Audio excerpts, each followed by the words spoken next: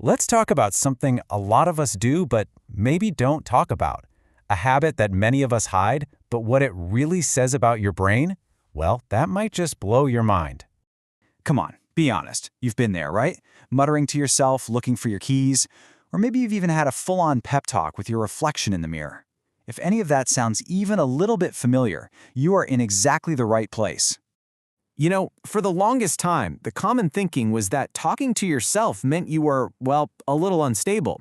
But it turns out modern psychology has a completely different take. It might actually be a sign that you have a seriously high-functioning brain. Yeah, this habit actually has a name. It's called external processing, and it's not some random quirk, not at all. It's a powerful tool your brain uses to bring order to all that internal chaos. You're basically taking all those jumbled thoughts out of your head and putting them into the open air so you can look at them more clearly. Here's a great way to think about it. Imagine your mind is a super crowded subway station at rush hour. You've got all these thoughts and ideas just bumping and crashing into each other. Well, speaking them out loud, that makes you the conductor. You're guiding each thought to its proper track, creating clean, clear order out of all that noise. So what is actually going on in your brain when you start talking to yourself? Let's dive into the science, because this simple act is basically a cognitive superpower in disguise. And get this, the data is pretty wild. One study found that people who literally just said the name of what they were looking for out loud, like keys, keys, keys, found it up to 50% faster than the people who just searched in silence. 50%. So, what's happening? By saying the word, you're basically giving your brain a specific target to lock onto. Hearing yourself say keys wakes up your auditory cortex, which then signals your brain's language and visual systems to create a super clear mental image of what you're looking for. It literally helps you see it better. It's like your voice becomes a targeting system for your mind. And it gets even cooler. When you talk to yourself, you're not just using one little part of your brain. Oh no, you're firing up your speech center, your auditory cortex because you're listening to yourself, and your prefrontal cortex, just the problem-solving command center of your entire brain. So you're not just thinking, you're conducting a full-blown neural symphony. All these different brain regions are working together in perfect harmony, which creates a much richer and way more effective thinking experience. And you've totally seen this in action. That little mutter of, okay, where did I put those keys? That's not you being forgetful. That's you actively reducing the cognitive load on your brain.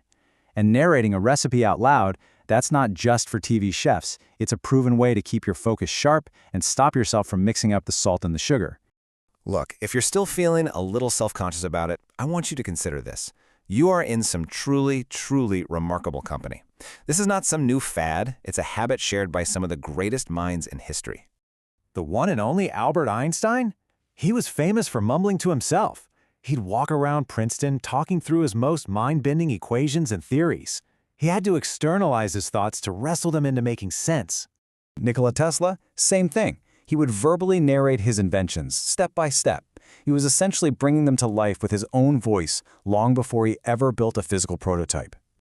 And hey, this isn't just for old-school scientists. Modern icons like Beyoncé talk about using self-talk to nail that super complex choreography, literally coaching themselves through every single move. So what does all this tell us? Their self-talk wasn't some weird quirk.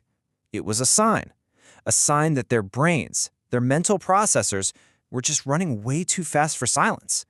Their thoughts demanded to be spoken aloud just to keep up. But wait, it gets even better.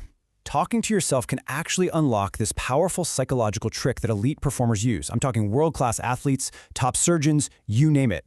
It's a technique called self-distancing. And here's how it works. Instead of saying, "I've got this," you talk to yourself in the second or third person, like, "You've got this." That tiny little switch creates this crucial psychological distance from the problem. It lets you bypass your brain's immediate emotional panic button and tap into your more rational, objective thinking. Think about it. That simple change in language completely transforms your perspective. You go from being the player on the field, totally caught up in the stress and chaos of the moment, to being the coach on the sidelines, seeing the whole field and making the smart strategic call. And the science is all over this.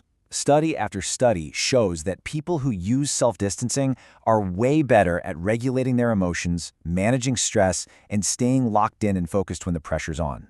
It's a legit high-performance tool. Okay, so let's bring this all home. The next time, and there will be a next time, you catch someone giving you a funny look because you're talking to yourself, I want you to remember what's really going on. To them, on the outside, it might just sound like random noise. But on the inside, you are running a sophisticated, high-level cognitive masterclass. So yeah, while they might be standing there, silently judging, you are actively processing information, you're regulating your emotions, and you are solving complex problems that, let's be honest, they probably couldn't even put into words. So let's just reframe this thing once and for all. You're not talking to yourself because you're lonely. You're talking to yourself because you are consulting an expert, the only expert who has all the data and knows the whole situation inside and out. You.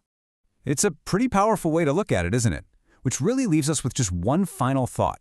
When it comes to navigating your life and solving your own problems, who is the one expert you can and should always trust?